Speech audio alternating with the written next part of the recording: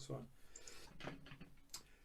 So, Andy, you've been released from our circuit, we know, for 30% of your time, roughly, under this wonderful heading of Pioneer Nursery.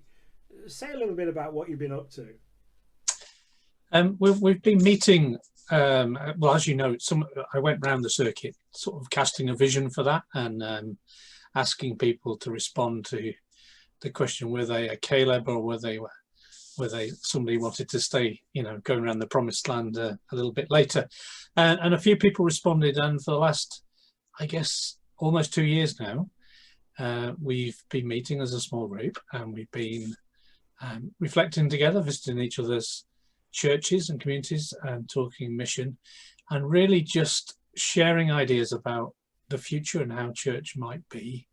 And it's been good. It's generated a lot of new ideas, and people have pushed for new mission and done new things in their home churches. But I guess we began to see that it's not always the right place to begin your home church. And the buzz of getting people together of like mind in itself was serving a purpose, in that it was helping people spiritually, it was liberating them. They were generating ideas that were beyond the will of their local churches, or they weren't right for the local context they were in. So we began to think about planting, I guess. At Flourish, you were under the potting shed thing. So was that the sort of part of that as well? The potting shed was we like this organic imagery, and we've played with it over and over. It's confusing in that we got lots of people interested in gardening coming on our Facebook page, wanted to know about succulents and all that. But the concept for us was that God's sown seeds, and there are people who are sprouting, who are finding a call, but they're not yet ready to launch into ministry. They wouldn't sign up to do Encounter, they wouldn't sign up to be a pioneer, but they're kind of chafing at the bonds of church, and maybe sat there with a few frustrations, and part of spiritual growth is trying stuff, and so you need to be able to exercise your ideas, you need to be able to try things out in a new context, really. So the potting shed was a safe place to come and explore ideas, to get encouragement for things that have been tried that you could try in your local context, and really just to encourage people to seek that calling, really, to grow in that calling, perhaps that they might have the courage to develop further. And developing further, fast forward as it were to Synod recently, and no more potting shed. This is sort of I don't know, bursting out of the allotment and beyond. Circuit 16 as it's being called, but this idea of somehow, something really new taking root. Yeah, we actually did play with the allotment idea early on, and an allotment, if you like, is lots of different gardens that have different styles. Some gardeners are into organic, some are into traditional methods, some are into science and genetic engineering, but they all kind of inhabit the same goal of nurturing creation, of enjoying creation, and sharing the fruit of their creativity. So that got us thinking about church, really. And when we looked around church, we were looking for opportunities to do mission, and realizing that most churches look quite similar. They're quite limited, and we needed to branch out. The other thing about traditional church is it tends to be the question is asked of the community are there, what is your mission here? And rarely the question is asked, what would you do? What is God calling you to? And then let's find a place where you can do it. So the kind of geographical constraints, and people don't say you can't go anywhere. I mean, people do. They go to care centre, don't they? And they help with things like that. But the majority of people largely try and fit in with the mission of the local church, and those missional opportunities might be quite narrow. So my first thought was really to divide the two, the nurturing, the growing, the pastoring, the supporting, the fellowship, and then the mission, and have them as two distinct entities. And we came up with bouncing off the rule of life, really. We realised that for most of those who were gathering, it was the small groups that were giving us life, the small groups that were helping us move forward.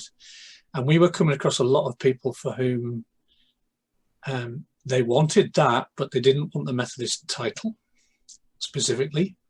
They were maybe disenchanted with church or couldn't see the relevance of church. So we were looking for something that had a rule of life to it, which they were attracted to, but didn't have all the trappings of our Methodist way of life. So the grassroots communities were about bringing people together around a pattern of life, very much the same, but with different language, to eat together, to pray together, to study the Bible together, to imagine life together and hold each other to account, just like our class groups of old. We're rediscovering old treasure. And with people who can help them in that growing process, nurture them, mentor them, guide them. And then we wanted that mission to be the fruit of what rose up in them. And we realized that a lot of people, fruit rises up and then they don't find anybody to do it with. So we wanted to look across the whole district and say, let's find, 6 people who really have a passion for Green Church, and let's bring them together and let them plant something that's amazing. And we called that a Kairos community, so a team of people who are going to do mission. And that should result, we think, in a much greater diversity of mission for people to both exercise their ministry and also to encounter those who don't know Jesus, to encounter, and lots of different places of nurture for those who just want to grow, and for whom I suppose the Methodist Church feels more like meetings and finance discussions and building discussions, and they want to talk about growth and what they can do for Jesus Christ. So you talked about being a Caleb earlier. I mean, just sort of finishing off. I mean, Caleb and Joshua were the only two who saw beyond the rumours of giants to the milk and honey and the promised land. You're going to encounter, I guess, a lot of people who will throw the giants at you. How do you sort of help, as it were, the giant seers to see the milk and honey that's there?